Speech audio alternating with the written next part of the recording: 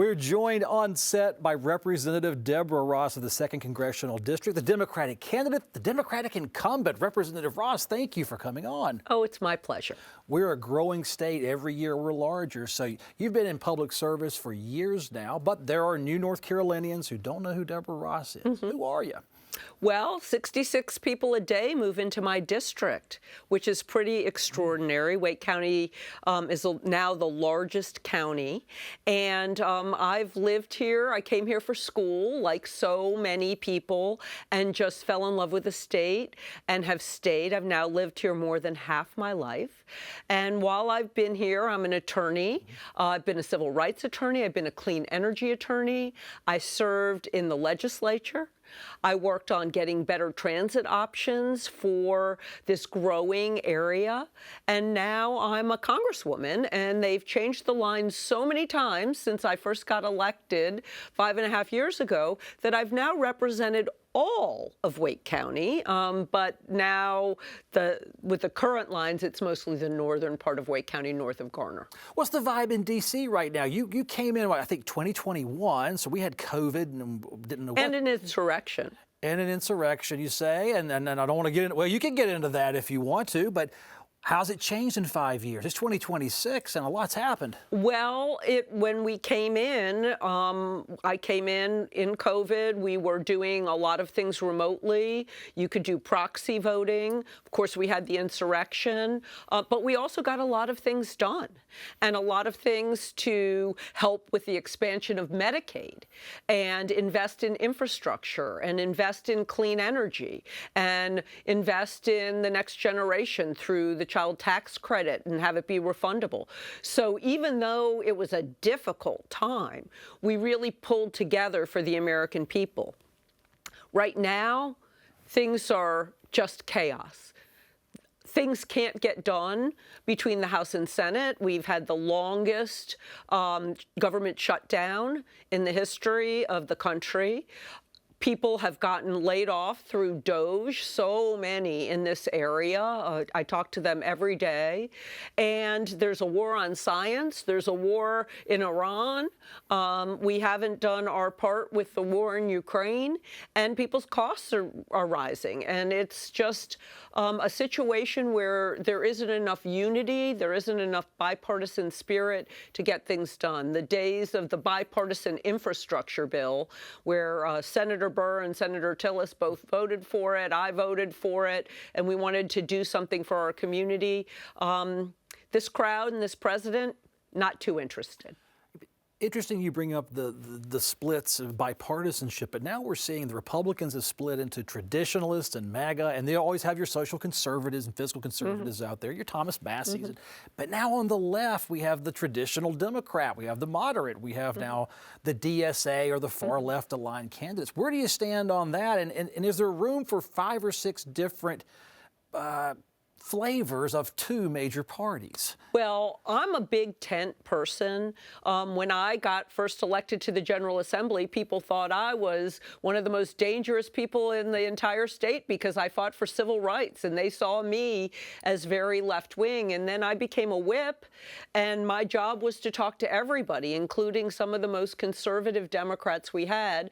Their districts are now Republican districts. And so my desire is that we have the majority.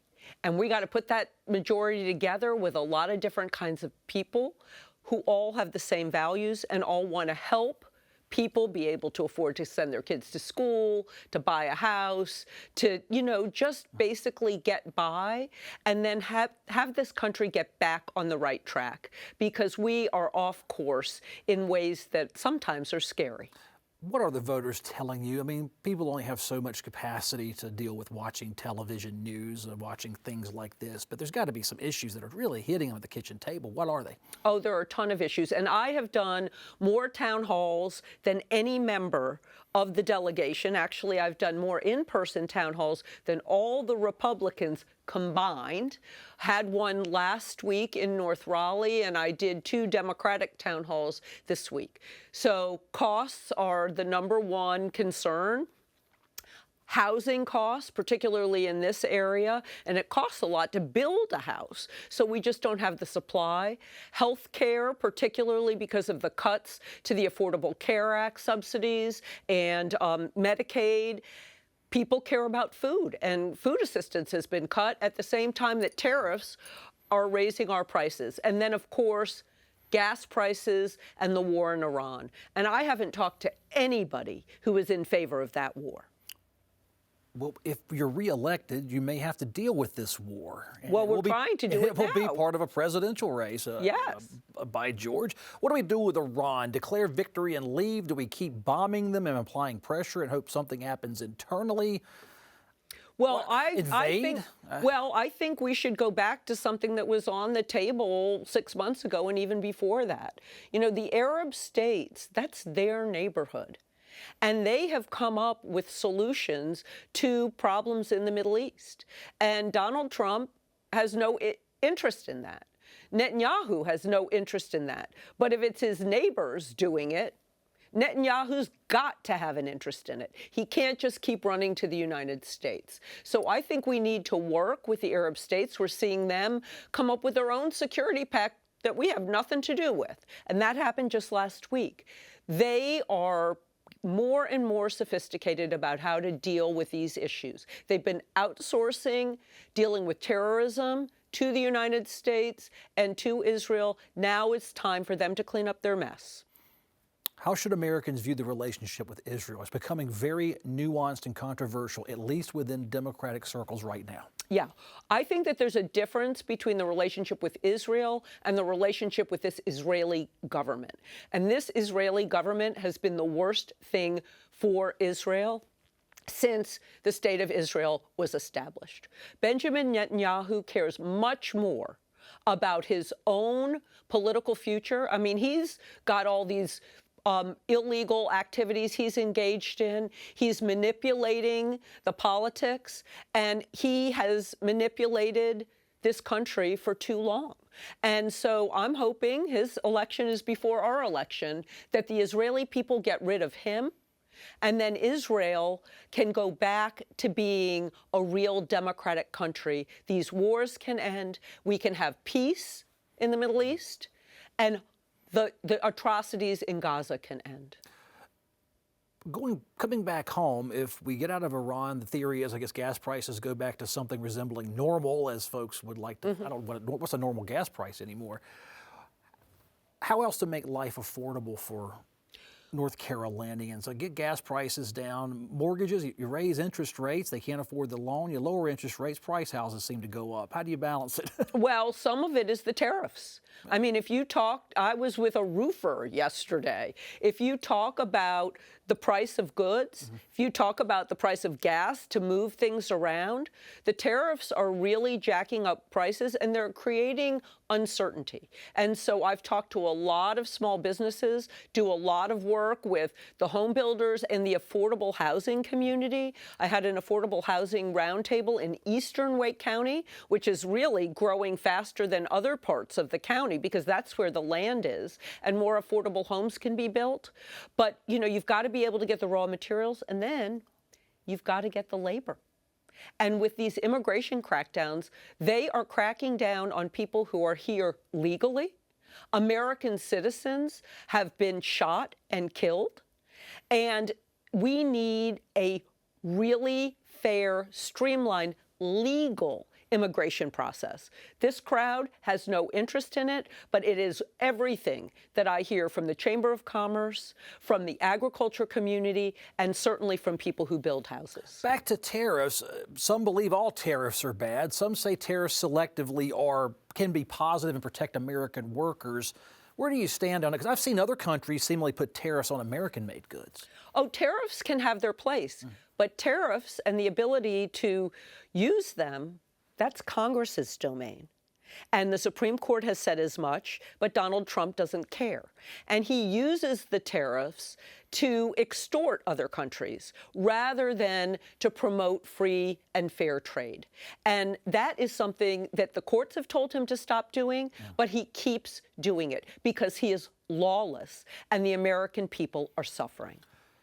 Do you think future presidents will look at the Trump administration as a way, and what they have done as a way of doing business, so it becomes normalized, where one administration builds upon the other's work in ways good or perceived bad?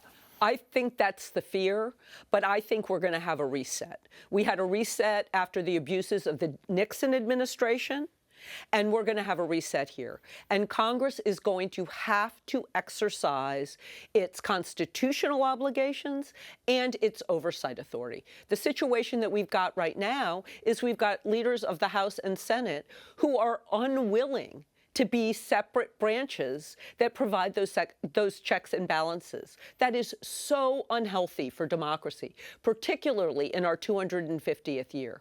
We have got to take back the power of Congress. We are the closest to the people, particularly those of us in the House of Representatives. I was going to say, what happens if Democrats take over the U.S. House? And we'll stay with the House. That's where you sit, but you could stretch it to, there's a shot Democrats take over the Senate. What happens to American policy in the Trump administration? Well, it gets a reset. And we deal with the issues that the American people really care about. So we can deal with cost issues, certainly healthcare issues. I mean, the U.S. House, even with the Democrats in the minority, passed an extension of the ACA tax credits with Republicans voting with us. If we had a Democratic Senate, we would get that passed. And so we need to be able to do a reset on costs, on democracy, on dealing with corruption. All of those things will be on the table. How closely do you work with the legislative leaders, if at all, on certain issues? You know, we hear the Medicaid reforms have come in line. It's going to increase costs on county governments. Not that you can give federal money all the way down that low in government. Maybe you can. How do you work through that to make sure constituents are served, even with their local services? Well, I have a very close relationship with the Wake County delegation. I also have a very close relationship with the Board of County Commissioners. And the town hall that I talked to you about in North Raleigh last week, it was right after the House had wrapped up for the summer. And so I invited two of the legislators from that part of Wake County to be at my town hall, because I know that Congress is very important to them, but also what's going on in the General Assembly, so that they could get their questions answered from their legislators. And then we cooperate. We cooperate on immigration issues. One of the issues that came up was people with disabilities. We talked about what the federal government does, but also what the state and local governments do. So I think the only way to be effective as a representative is to work with everyone. Well, there's so many people here in this state. Many will not vote for you, but your vote in Congress affects national policy. That's what I always say. It's always important to know all your Congress members. How can folks learn more about you? Even if they can't vote for you, they just want to know who Deborah Ross is. ross.house.gov. That is my legislative website. We regularly share all of our social media platforms there, press releases there. It's also, if you subscribe to my newsletter, it's how you get information about all of my town halls early. And so that's what I would say they should do. By the way, are people behaved at these town halls? Because some Congress members go to hold a town hall and they get screamed out of the room. People behave at my town halls. A lot of them ask very tough questions. Some of them ask antagonistic questions. But I'm not afraid of my constituents. It's my job to show up and listen to what they have to say. We haven't had any violence, but, you know, we've had some hot discussions, and I'm a lawyer. I'm used to it, and I enjoy the back and forth. Representative Deborah Ross, Democratic candidate, 2nd Congressional District, thank you so much for your time for this interview. It was a lot of fun.